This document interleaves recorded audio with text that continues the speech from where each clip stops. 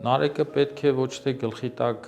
դնել, այլ պետք է գլխի տակից դուրս բերել, բարձի տակից դուրս բերել եւ նարեկով սկսել աղոթել, ոչ թե թաքցնել, ոչ թե թալիսման օգտագործել մատյան ողբերգության այդ սուրբ աղոթական հրաշալի եւ հոգենորոգ գիրքը, աղոթագիրքը, այլ առաջին հերթին բացել եւ սկսել աղոթել, որովհետեւ նարեկը այն բժշկարանն է, որ դարեր շարունակ հայ ժողովրդի կյանքում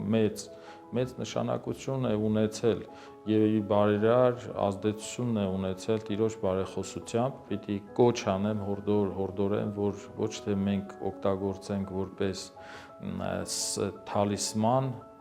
դնելով մեր երեխաների, մեր զավակների բարձի տակ, պիտի բացել եւ նարեկը կարդալ, աղոթել եւ այդպիսով ապավինել Սուրբի բարեխոսություն աղոթների միջոցով երկնավոր Տիրոջից խնդրել ապաքինում, բժշկություն, որովհետեւ նարեկի